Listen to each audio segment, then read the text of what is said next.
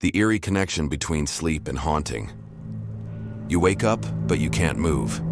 There's a heavy pressure on your chest, and you can just make out a figure standing in the corner of your room. You try to scream, but nothing comes out. Your heart is pounding against your ribs, a frantic drumbeat of pure terror in the crushing silence. Is this just a nightmare? Or have you just met a ghost? For centuries, people have reported these terrifying encounters in the dead of night, experiences that blur the line between the world of sleep and the world of spirits. The bedroom is supposed to be our sanctuary, the place where we're most vulnerable, but also where we're supposed to be safest. So why do so many ghostly encounters happen right there, when we're caught in that twilight state between dreams and reality? Tonight, we're pulling back the covers to investigate the eerie connection between sleep and hauntings. We'll explore the chilling stories that have been passed down for generations, and we'll look at the startling scientific discoveries that just might explain them. The real question is, are these experiences a simple glitch in our brain, or are they a glimpse into something far more sinister?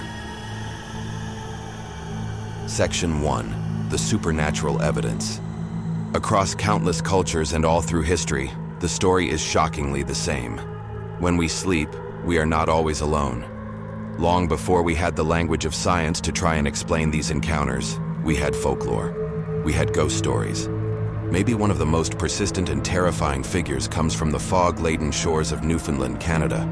They call her the Old Hag. For generations, locals have shared tales of being hag-ridden, a terrifying ordeal where a withered, witch-like woman shows up in the night. They say she crawls onto her victim's chest, pinning them down with an impossible weight, making it hard to breathe or even move. For the people who experience this, it doesn't feel like a bad dream. It feels profoundly, horribly real. The legend is so baked into the culture that people have come up with folk remedies to ward her off, like putting a pair of scissors under the pillow. And this idea of a nightly predator isn't just a Newfoundland thing. If you travel back to medieval Europe, you'll find tales of the incubus and the succubus. The incubus, a male demon, was said to lie on top of sleeping women, assaulting them in the night. The legendary magician Merlin was even said to have been fathered by a creature just like this. Its female counterpart, the succubus, was said to seduce sleeping men to drain them of their life force. These accounts, which you can trace back to Mesopotamia around 2400 BC, weren't just myths. They were treated as factual reports by theologians and even documented in infamous witch-hunting manuals like the Malleus Maleficarum. The experiences were described as intensely physical, often painful, and terrifyingly real. Even in more modern times, the bedroom seems to be a hotspot for paranormal claims. Take the Thornton Heath poltergeist case in the late 1970s. A family was tormented by bizarre events for nearly 4 years. It started with a clock radio turning on by itself, but it escalated to ornaments being thrown across the room and loud crashes in the night. The family's son kept waking up to see the figure of an old man standing in his room. A medium told the family the spirit was a former resident who saw them as trespassers. Whatever it was, the experience centered on a terrifying nightly invasion of their most private space. From the old hag to the incubus to some spectral intruder, these stories all share a common terrifying thread, a malevolent presence that attacks us when we are asleep and completely defenseless. For believers, these accounts are undeniable proof that the veil between our world and the next gets paper thin when we close our eyes. Section 2. The scientific explanation. But before we decide the bedroom is a gateway to the spirit world, science has a pretty compelling counter-argument. What if these terrifying visitors aren't coming from the outside at all, but from deep within our own minds? The experience of being hag-ridden or visited by a demon lines up almost perfectly with a documented medical phenomenon, sleep paralysis. Sleep paralysis is a state where your mind wakes up before your body does. It happens in the transition into or out of REM sleep, the stage where we have our most vivid dreams. During REM, your brain releases chemicals that cause a temporary muscle paralysis called rematonia. This is actually a brilliant safety feature. It stops you from physically acting out your dreams, like trying to run from a dream monster, and running straight into your wall instead. But when you become consciously aware before this paralysis wears off, you're suddenly trapped inside a body that won't respond. And it's a terrifyingly common experience. While numbers vary depending on the study, it's believed about 1 in 5 people will have this happen at least once in their lives. But being stuck is only part of it. What about the figure in the corner of the room? Well, that's where hypnagogic and hypnopompic hallucinations come in. These are incredibly vivid hallucinations that happen as you're falling asleep or waking up. Because you're partially awake, your brain can literally superimpose dream imagery onto your real environment. That dark corner of your bedroom becomes the perfect canvas for a shadow person. The silence of the night gets broken by phantom whispers. This overlap of dream and reality can explain that feeling of a presence. Your brain has what's called a body map, an internal sense of your physical self. During the confusion of sleep paralysis, this map can get scrambled, creating a powerful sensation that there is another body in the room with you, an intruder. At the same time, the paralysis kicks your brain's most primal system into high gear, the threat detection system. Your mind is screaming danger, but your body can't fight or run. This sends your fear into overdrive, making the hallucinations even more vivid and menacing. And that crushing weight on your chest, the signature move of the old hag and the incubus, that also has a physical explanation rooted in REM sleep. Your breathing naturally becomes shallower during this stage.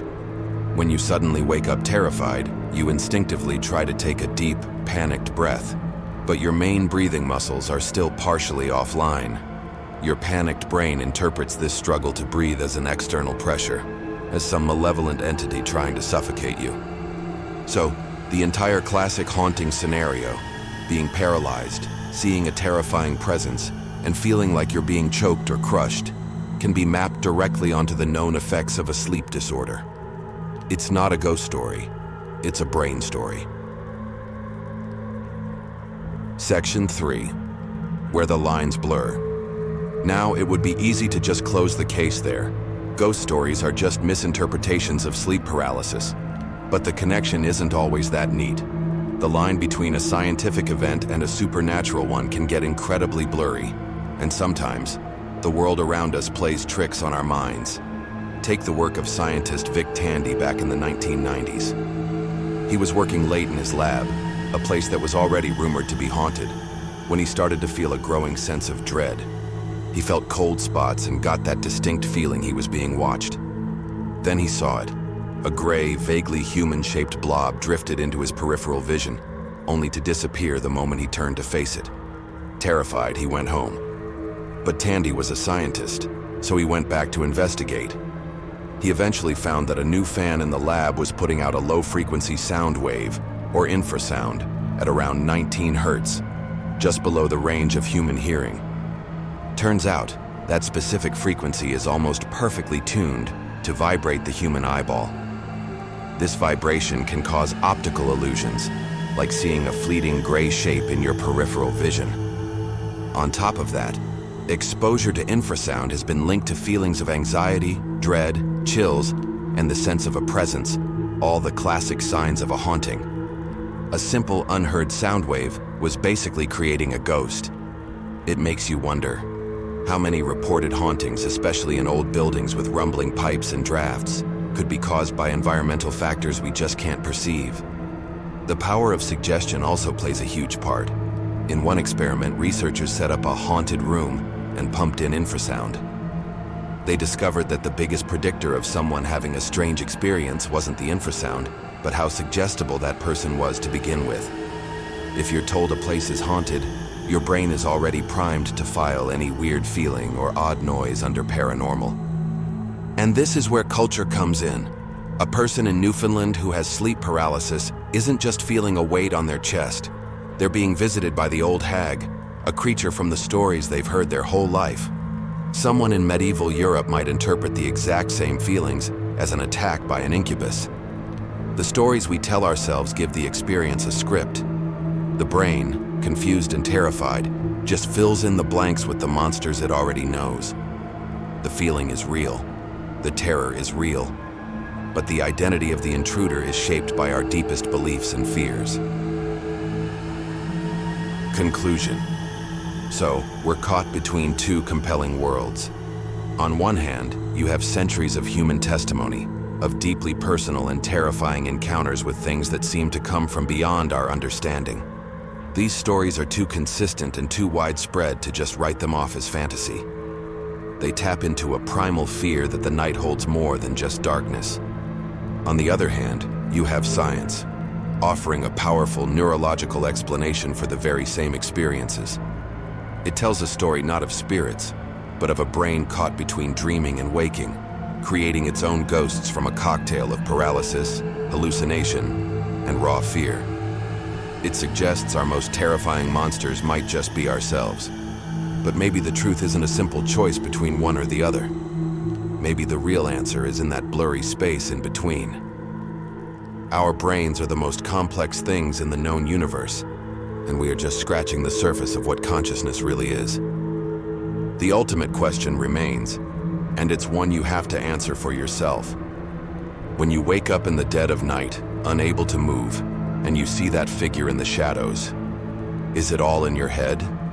Or is the darkness that visits when you sleep something more? What do you believe? Share your own stories and theories in the comments below. We really want to hear what you think. And if you want to explore more mysteries that lie on the edge of our known world, be sure to like this video and subscribe for more investigations into the unknown.